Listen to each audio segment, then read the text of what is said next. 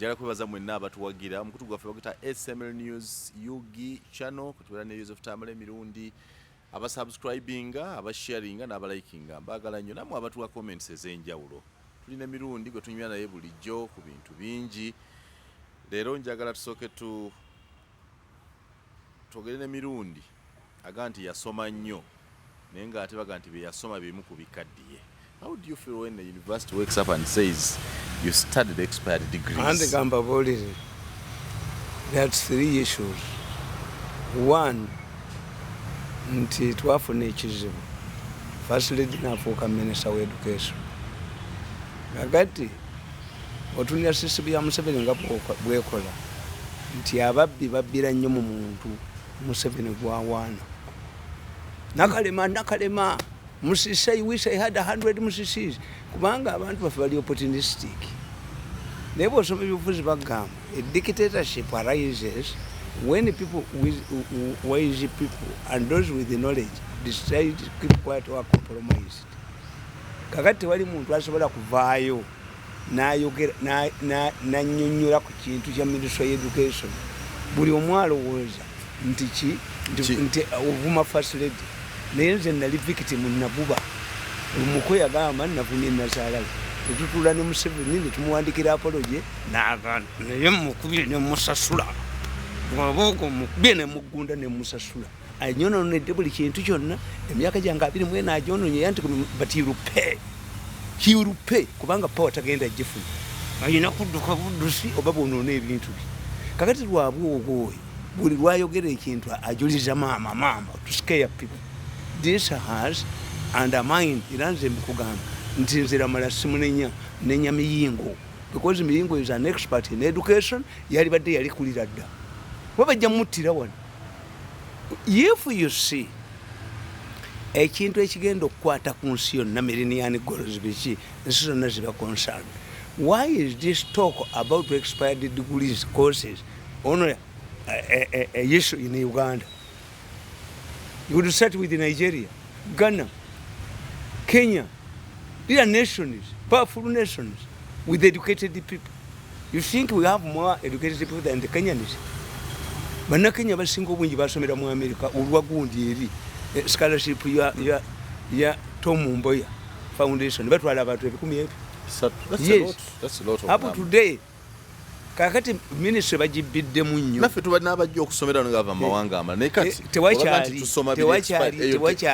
toyinza kuya ministry of education nga buli kaseera oleeta kaliculamu ndala waliwo ababizanyiramu kaliculamu ndala kitegeeza bitabo kitegeeza basomesa era bw'osanga w'eggwanga njagala nkubuulire osanga w'eggwanga nga ebigezo by'abaana biteekebwa mu mpapula z'amawulire.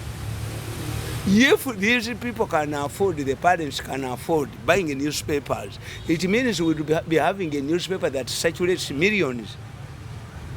And do you believe that when you put questions in newspapers, are you assuming that every parent is capable of educating?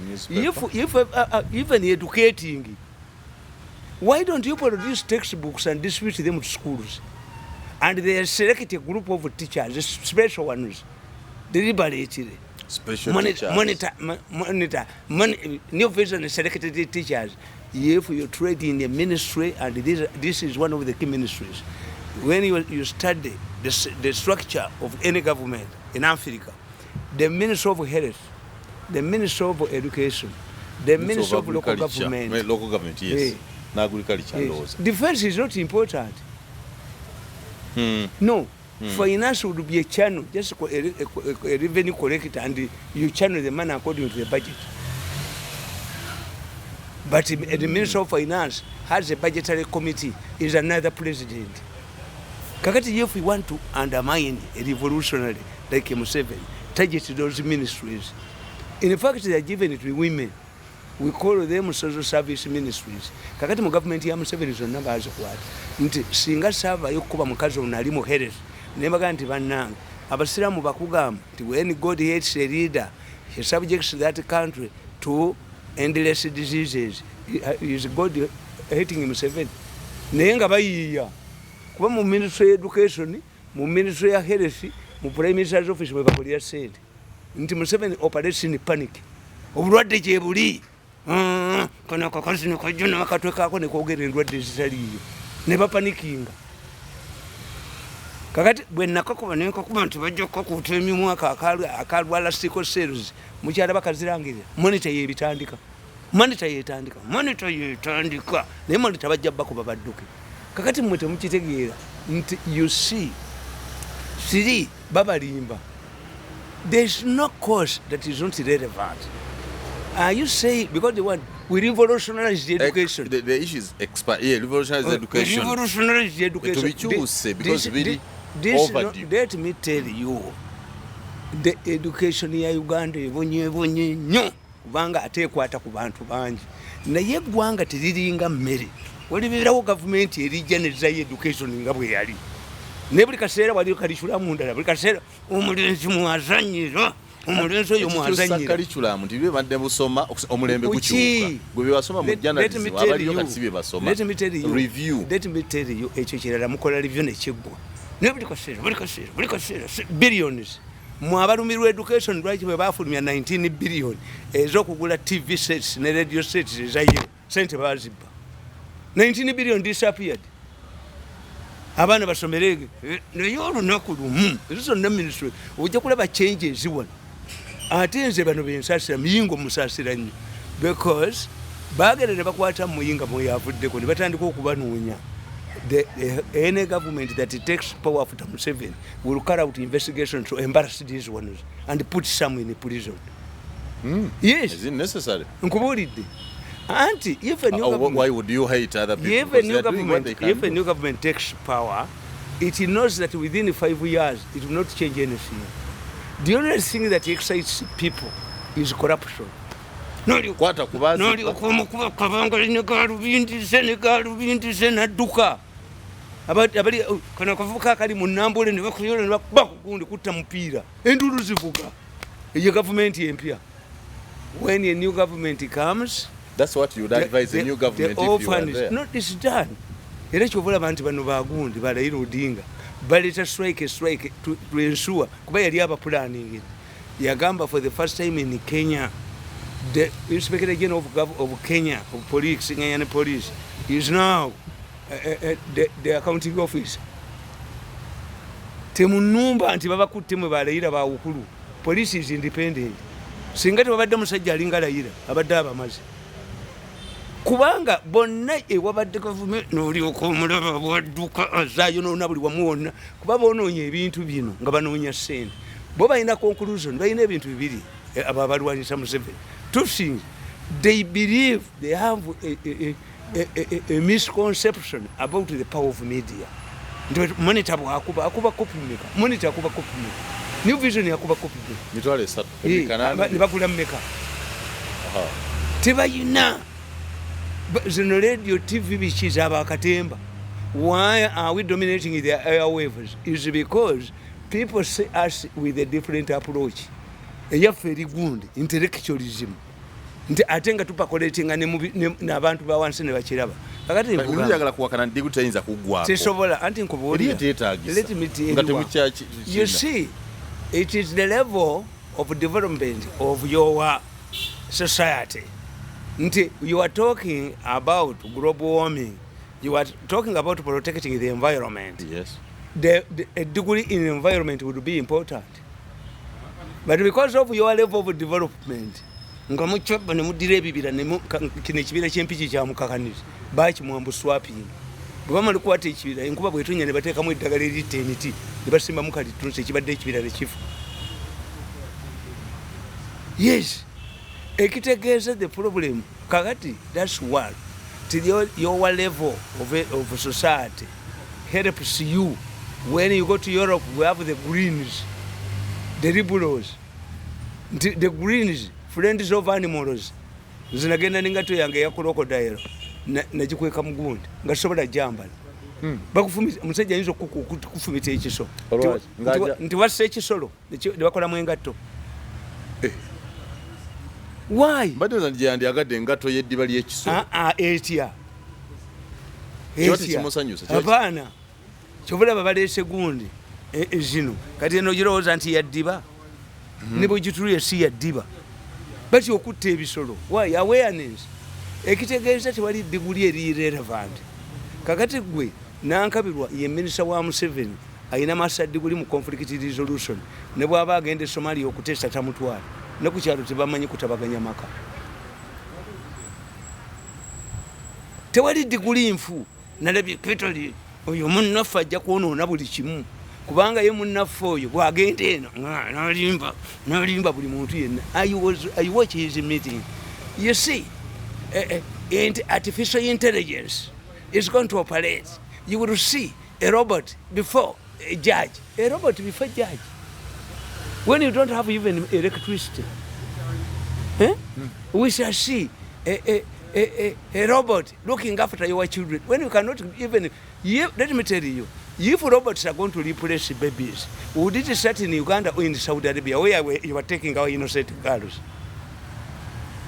you would say our companies are dull and no longer functioning at the function. Why? Because of the artificial intelligence that is going to dominate the whole world. Now we are no longer sending people to Saudi Arabia and Iraq. And what is no, you get a move I'm mesmerized. What can we do? What he wants is one. He wants to create an impression that the generation, the coming generation, needs a person who is caliber, not muhozi.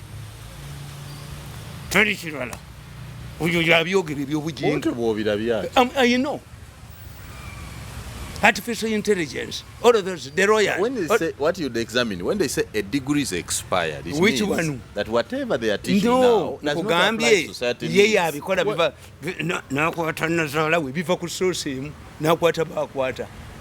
You are creating a general situation.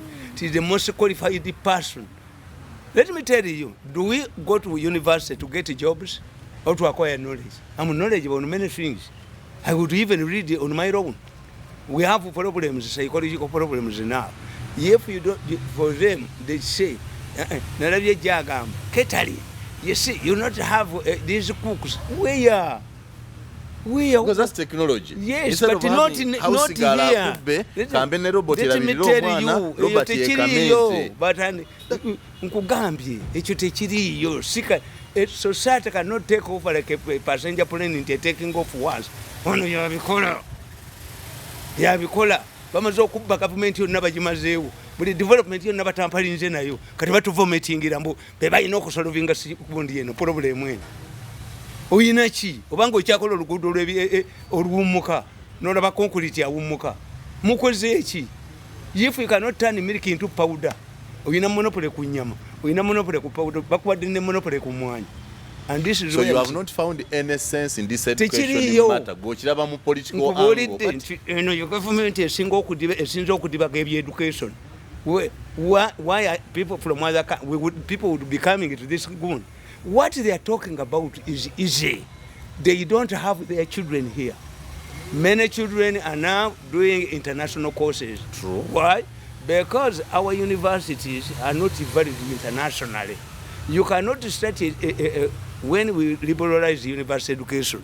These universities, like primitive Africans, they started undermining, maligning themselves. They are marks for, sex for marks in Makerere. Who will admit your students when there is sex for marks? We fought ourselves. Because when you present good performance, you think these are sex-oriented marks. Tebategeera nti fitina yaabwe gye bava nayo mu byalo bagire omuddugavu ne bwakolera fitina yesigalawo kuba is the only weapon kyamanyi kugenda mu malogo tamanyi knowledge. He doesn't know how to counter with ideas. Kakati mwe nekibagambanga tibe mugamba nti Makerere is rated, Makerere is falling, standards of Makerere.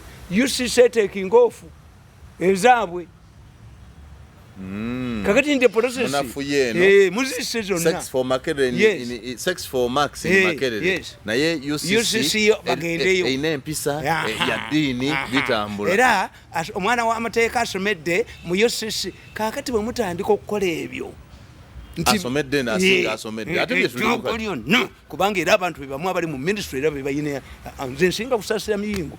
So we know What you are telling us, I studied that course 10 years ago.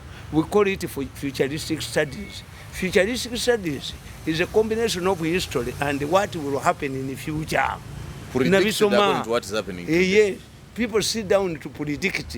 In the fact, ojja kwesanga mu firimu z'abazungu mu ebiri. Kakati bano abasajja wobakwatya wali wewat. How can you cook food that you don't eat? Hey, Uhuru agamba ati anti mufumbi wa muchere mulungi ng'abaana be tebagulya.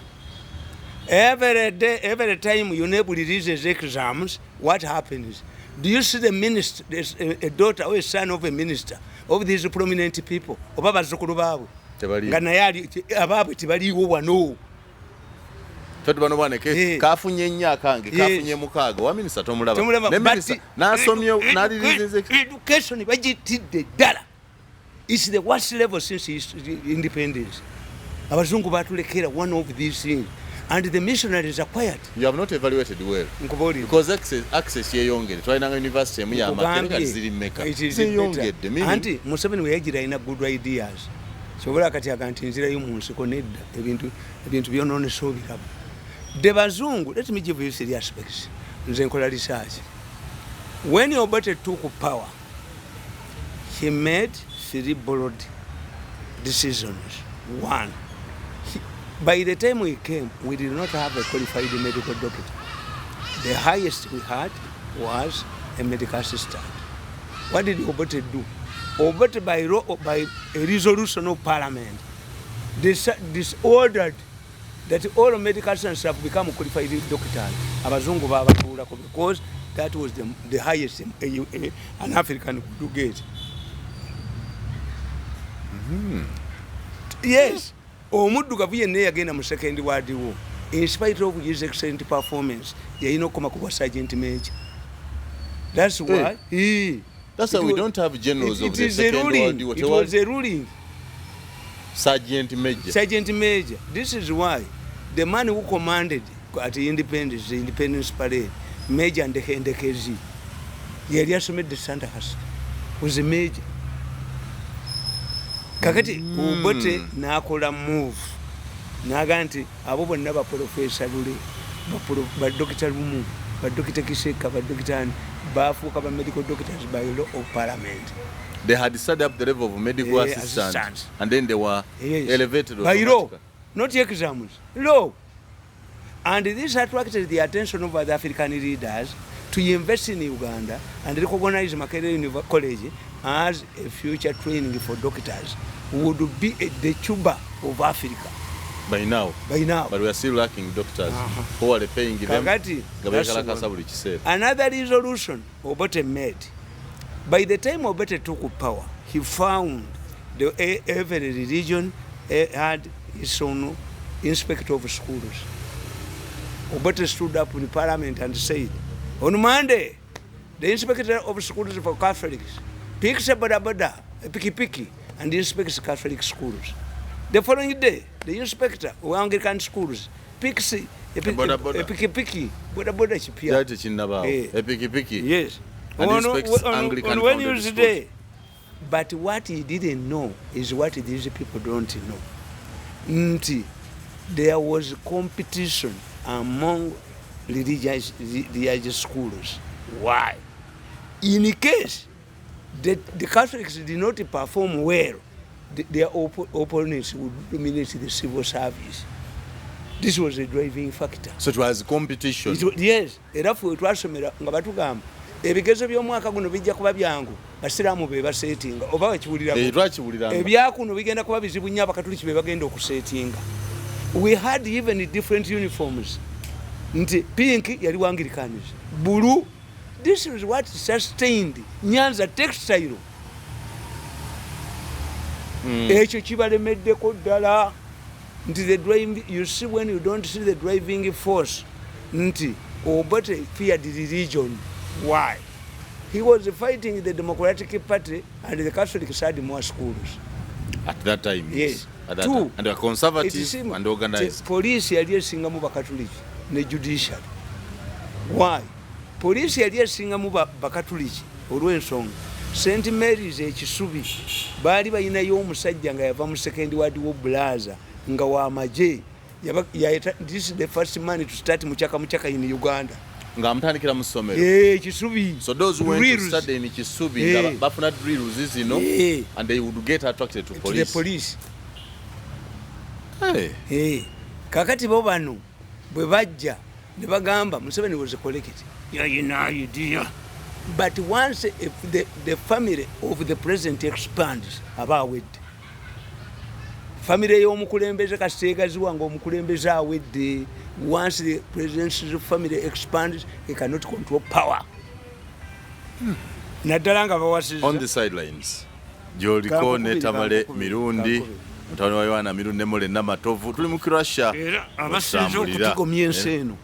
Si baganda ba Museveni, si family kaguta family. Is it not strange to see nti batata bamukoza abato bali naye bakuba baki banaze kulya be bajoze batata b'ekituufu banaze kulya Toyota abakoto be bajoze abakobe be batujoze fenna be batujoze abakobe be bajoga abantu abakobe be batujoze kuba bava mu background zanjawulo ne balowooza nti bafuuse balangira this is a kingdom. This is what happens. You can't download Robert Gundi ono musajja wa Liberia Sergeant Dogo yatta bako Chad abakobe pankidde ku mwana we wakana twalidde ku ngamiro okuyingira ddafu ne kitaawe n'amuttiramu bako Saddam bako buli wolaba abako dduka bakoyize kaasi kusamubamwajuweka abantu n'atuuka n'okwebalira okufuga eggwanga olaba balumba ne mukozi omwana we wako omulumba omukozi ekyogo bali kuyitiridde nnyo kabakube bakutugirewo bakube ekyogo bali kujjemu kakati kasita mutandika okutredingira mu gavumenti nkugambe nti bano balowooleza mu ssente n'amawulire balowooza nti every Ugandan is buyable. That's why I've suffered for a long time.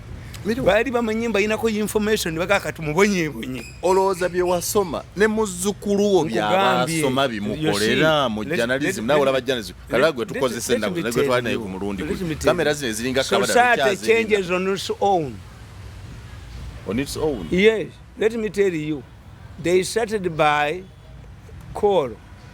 Margaret Thatcher yatunulira coal ngali expensive, the process and what na liberalizing coal mines nazigala so ikenebera yamanyi nnyo okugala coal mines. Yes, I remember, but there was already a better source of energy. Batandika ku coal steam ingiri kakati yachi electronic eyo kamera yemu system gye ikotirako system yemu kamera zedda zaberanga mu exposures era police bwe yakwabanga eyagala okudamaginga ngekwata kamera yo nejijja mu exposure negenda mwabiranga mu films. Today there, but the operator on the same principle. The same, yes. Look, when the computers came, what happened? The typewriters, those who could not manage or access a computer, they remained redundant. Those who adapted, yes, the keyboard is the same, except some sophistications operated so good. Ebisanizo banyaffe bye balikozesanga ekola amayengo biri mu saloon electronic. So society changes. Kikyuse okyabiteeka mu sigiri n'oyokya ne weetekanga nawe okanga bukanzi. Tubadde n'emmotoka wano nga ezo drone bwe zajja twazitya drone etekanikibwa drone eyaka omuliro drone ekola ki. What happened? Drone zajja kuba bali tebakyazikola. Nze na benzi ya Gundi nze yava muno airlifted it from London agindeetera naye bwe beeri ku luguudo lwa ttaka akagunte kakaaba oba tosibye mukowe yemanyi kolasi yekka ku ttaka tekaaba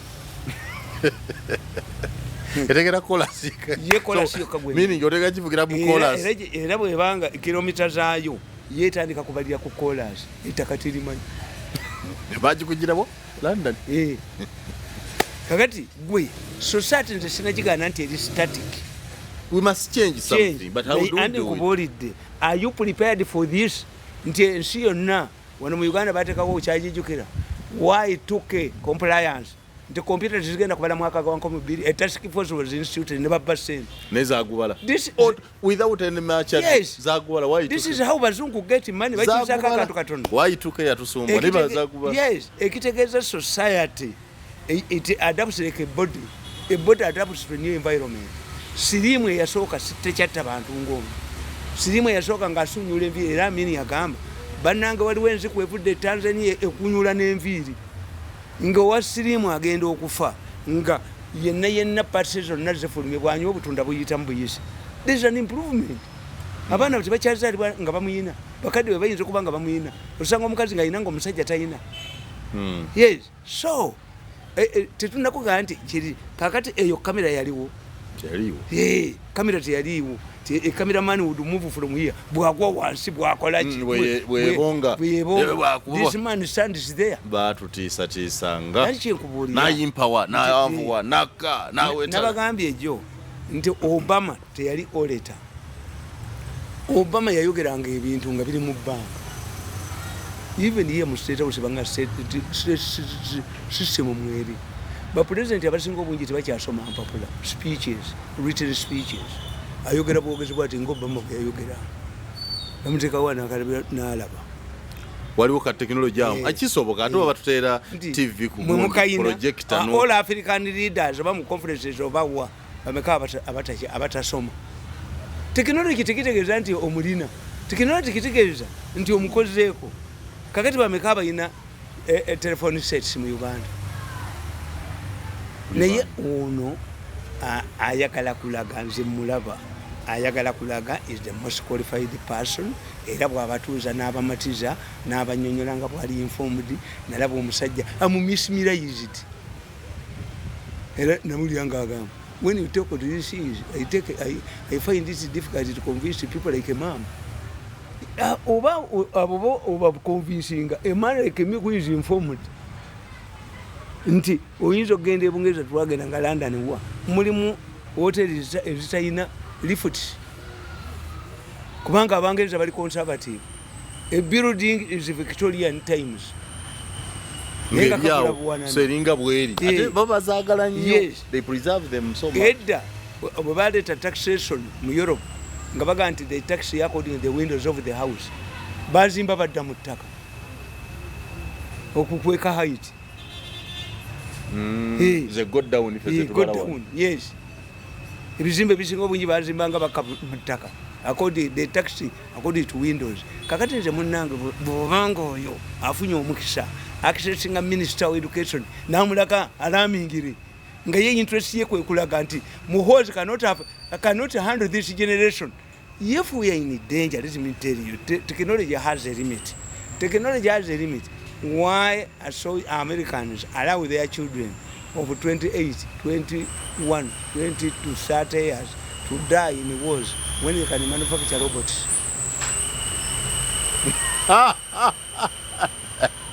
On the sidelines of Russia, Joseph Tamale, but to sing, in a drone. Yes, but at the same time, they are training a pilot. Because they know the technology changes like that. Hey. You don't just go, you adopt slowly, gradually. It must have a human touch. Ebibyo nabi mulaba nti egun ye ono yagamba nti and it's dangerous. It's dangerous. Why? The moment somebody believes that is the most qualified person to rule a country can even murder. Asobola okutta. Mirundi, katugende ku political science gwe wasoma. Museveni bw'abe naga nti parliament entawaanya, local government zintawaanya, government yamwe entawaanya, zizeyo mu nsiko ng'akyogerera Masaka mu epicenter y'abamuvuganya. Aba ategeeza ki as if finally given out. Akuze naye teyazimba system. Buli mukulembeze abe n'ekintu kye n'ekituuka ne kimulemerera. Siyadibale emisana yabanga yeebase yakolanga kiro. Yali system ye. Anti tulina kye tuyita induced sleep. Induced sleep kitegeeza nti weebaka essaawa 6 tekitegeeza kwebaka kiro. There are countries where you don't have that. Toyawulo oba buzibi oba nedda. Yes, there are countries. So the issue is you sleep for 6 hours no matter what. Kakati oyo Siyadibale yakolanga kiro. Abantu ne bamutenda nti omusajja teyeeba. Ninga aba yakoze ki? Yeebaseemu. Kakati Amini alina style ye nga ye mwogezi w'amaki, the military spokesperson. There was no courageous, no whatever. Yayogerera amagye. Anti byabanga bibi wa directives. Kakati Nyerere ye kye yakola Nyerere eyina TV nga Batanzania tebagina. Ngajja n'abagandi mu nsi gundi mugenda gwa mu kibuyaka. Oli shurike. Wali yoshi. Kati babiwulanga ne bagandi Nyerere musajja mugezi. Nga abirabye ku TV. Anti Tanzania eyina TV but he could access. Nti Gaddafi yakunganya ebitabo by'Olungereza byonna n'abyokya naye nga yalwogera. Kati eggwanga lina kulizaayo. So abakulembeze bakola ebintu kita mystifying. Nti Nyerere yalina lungu nga nemwe yalina lungu. Akati Kinyata nga alina embooboye. Sirasi nga alina ekibwa ekyo kyatambula nakyo mu conferences. Mutesa yalina empologoma. Yagenda emyezi 6 mu Ethiopia ne bagitraininga ng'embwa. Era yawaguzanga taliiwo yali eri abaana bamuyita Makerere nakyo kuba amasasi naye yali amaze okufukamira ng'embwa ng'emuwulira. So African leaders misfired themselves. They develop styles. Obote yakwata nga omuganereda nemawa akukwata anereda. Yes, fwe mu balunzi b'ente enkofiira eno eyina amakulu gaayo. Bw'oba tolina nte ziwera 50 togigira bwoti. Ebaako oluddo tolaba agira kano oluddo ne baweta taweza 50. Tuba tubamanyi nti oyo mwolo oyo mwolo abayinawo ntono. So kakati President Museveni bwe yajja, when you analyze Museveni, he did not allow institution to operate. He created toothless institutions. Kati bwe yali omuvubuka nga tebimumenya buli kimu akyekolera buli wamu atuukawo. Kakati bano abamuvuganya ne bajja bamusalya amagezi. Buli Museveni ye alinga ow'edduuka ti ababbi bwe bayita mu kamooli ng'okaggala bayita mu lujingo oluggala ofa oziyira. This is the situation is going through. Nti bano abamuvuganya abamuvuganya bakozesa kye tuyita surgical operation. Museveni tawangulwa mu mundu tewali insurgency ate Katonda n'amuyamba. All of the areas of Uganda have some development. Babbye abali mu government babbye ne batwala ku luddawa ewaabwe nti starting a war corruption helps Museveni start kuba yambuuza sente baziteekawa but it affects service delivery and as a result abaka ba parliament be babba amabaati bagatwala waabwe mu constituency to consolidate themselves. Oli yazimba biyumba no munaffe sente zibadde zimuwaga naye muwanga n'empuuga bamugaye sente zonedda ono abantu bakukyawa mulenzi gwe bakukyayira ddala ojoze nnyo abantu ne bagaana okukolagana naye. Kakati kugamba Museveni nti embabazi bwe yayitira mu secretariat bwe yayita yagiggala n'ateekawo Tadongo is not vibrant. Kyoga nti kyotegeeza nti Mwai Museveni bw'ategeeza nti obuzibu buli mu dinisa teri mu liggale taata bayise mu luggi nalo mu luggale bali mu kamooli tujje kaka. Kakati Mbabazi yayita mu Prime Minister's office. Lugunda yali Prime Minister nga ye patroni wa bubiina bwa Nuupu omwavaka Nuupu. Nuupu yali NRM Kigongo gundi yagikola Kiyonga. Kati Museveni bw'ategeera nti Nuupu Lugunda yamuyiseeko etya okutuuka wali okutuuka ye session n'agivaako n'agoba Lugunda n'ateekawo Nabbanyi ayongera kumenyeka. Kati buli kimwe we bamuyita bwe bati ne bamuprovokinga ateekawo wiiki kati bwe banaamutuuka mu magi kye bamukoze buli wamu bagenda banafuja buli wamu ekivaamu nga tukuzingiza nti kati baladisi Museveni baba mulondera is busy. You look at the type of Aladisi we had in 86. Nebe tulina baina ba Yusufu Ngoma Ngime ba Zedeki ya Karokora ba Robin Akasada. They were really men of credibility. Nga si babbi battaka. Kakati today balimu n'okusuubula ate bamanyi balina contract ya myaka emeka ebiri. How many times have you seen the Pope coming to Uganda? But we have a strong church, Catholic church. Why? He has disciples everywhere. Whether it's there or not there, yes. The Catholic Church remains what solid prevents and the other strong. DC to function? The other DC is put in a particular place by forces. Ntibadikiralinga ebibuga. Kenya yakafuna ekibuga ekibayita city kyakubiri. Uganda everywhere n'ebitooke Kalungu nawe yonna city. Why? Buli bateeka city balina location ya sente. Buli bateeka city ploti zaabwe zaalinya. Buli bateeka city balinamu ebizimbe. This is what is that's how you analyze the situation. Akuze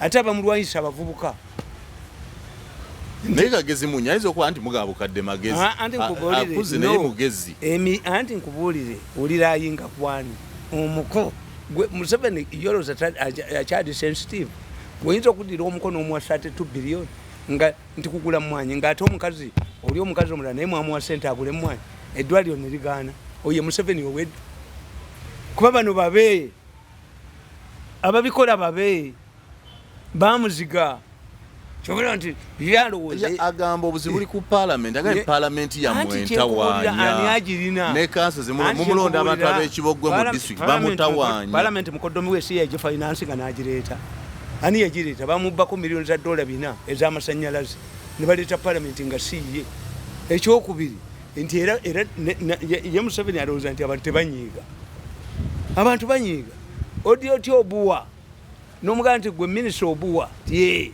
gwe tukututofoka chief whip naye ng'ategedde nti ministry education gyabaddemu egenda kuzimba Namboole billions ng'ani akkolera ye musiru obuwa musiru atanyiiga tikina ensonga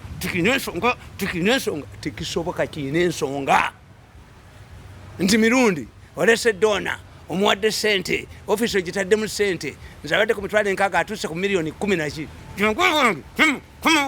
jagompa omulimu besasi njagala nti baleeta appointment wange mukubira wesasi myaka 10 sikolera Museveni obujozi obw'ekitalo kweganze Museveni ampita mbuzi ery'ettaka nonkanyuka kasasiro 1.7 naye nga bano bazoolitiyo omulimu gwa Museveni bira wesasi mumutwe I work for you mama wange bamukubye amagulu omukane nesibyemu nenazaalawe omukalowooza ndi mwangu simulemeddeewo ateyo omuntu omu beno obuntu bwe bwonna babumalewo kakati system ya Museveni bagiyingiridde babe so baga nti gavumenti yammwe entawaanya nzize kali baga nti addayo mu nankabirwa bamuwa nankabirwa yafuna sente 5 billion to takukadaga beya nako nodira abadde speaker in charge of one of the pillars of state nomfuna deputy prime minister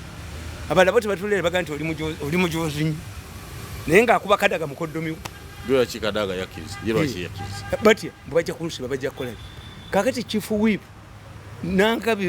nabbanja tayina experience ya kolachi who decides head of government business are deciding what to be debated in the parliament. Yes. That's why me I don't blame Oyogundi sichikiriza speaker era nekadaga ndamu defending anga. Why? Nti either ebintu priorities zegwanga zali badde ziva ku secretariat yafuuka yalifuula jirikiti. Where do you find the role? Secretariat ekola eriwe ekola yo bazito eriyo todwongo ina Rosemary Seninde banamayanja namayanja baali disappointed baleke bifo byabwe bya ministry ne bijja ku security n'abasale ekikubo balina kamotoka ganne bakola ki. You think they are happy people? Mu government ya Museveni omuntu ali hapa aliogo nankabiro prime minister wono omuko. Why do you insist? Anti nkubuye prime minister mulayini gya so Museveni ekintu kakati waliwo ekintu nakugamba nti singa obeera mu nyumba ngo webasa n'olaba kapa gye waleeta okulya emmese nga zizina dance ng'ogiddukamu nyumba ogivaamu nyumba ebeekulebe ekintu akikwasa mutabani we yamukubire bano bonna naye system eyo mutabani agisobola kubanga erabika unakankana kati azina twist akankana zina twist ona tujoze natunyako natunyalako avuga azina twist botomanyi eyo system esinga omwana obukulu emusinga emyaka akikuba mu lunaku lumu andi kakati ono ali toni between nti ajja mukoze n'atambula n'ajja mukodomi n'amuwafya ate 2 billion ate ne zinyiza abantu te emwanyi zezirudda yayina amata yayina ennyama kubanga Uganda is a small country neyeyinze ku nnyina bamutegeera ti why is he kakati awo Museveni oba okuze you are torn between the